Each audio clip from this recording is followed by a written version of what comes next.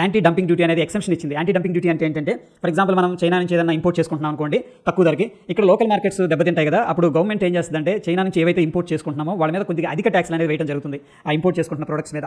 అలాగే యూరోప్ కూడా dumping duty, anti dumping duty అనేది స్టార్ట్ చేసింది. బట్ ఈ యొక్క హెచ్ఎఫ్సిఎల్ కంపెనీకి మాత్రం యాంటీ డంపింగ్ డ్యూటీ నుంచి ఎక్సెంప్షన్ ఇవ్వడం జరిగింది. డెఫినెట్గా ఇది కంపెనీకి ఒక మంచి పాజిటివ్ అని చెప్పేసి చెప్పుకోవచ్చు. వీళ్ళ యొక్క గ్లోబల్ ప్రెజెన్స్ని అట్ ద సేమ్ టైం యూరోప్లో వీళ్ళ యొక్క బిజినెస్ని ఇంకా పటిష్టం చేయడానికి రీసెంట్గా ఒక గ్రేట్ అనౌన్స్మెంట్ కూడా చేశారు.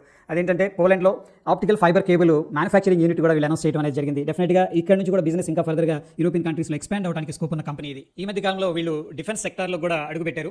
అడ్వాన్స్డ్ డ్రోన్ డిటెక్టింగ్ రాడార్ టెక్నాలజీని కూడా వీళ్ళు డెవలప్ చేస్తున్నారు. లాస్ట్ 5 years నుంచి కూడా రీసెర్చ్ అండ్ డెవలప్మెంట్లో చాలా ఇన్నోవేటివ్ ఎక్స్పెరిమెంట్స్ అనేది వీళ్ళు చేయడం, అందుకని డిఫెన్స్ సెక్టార్ నుంచి కూడా వీళ్ళకి ఆర్డర్స్ అనేది దక్కించుకోవడం అనేది జరిగింది. ఆప్టికల్ ట్రాన్స్పోర్టేషన్ నెట్వర్క్ BSNLతో జతకట్టి వీళ్ళు ఏంటంటే 11 billion రూపీస్ ఆర్డర్ అనేది దక్కించుకోవడం, అండ్ 5G ఎక్విప్మెంట్స్ తయారు చేసే విధానంలో కూడా 5 billion రూపీస్ అనేది ఆర్డర్ కూడా దక్కించుకున్నారు.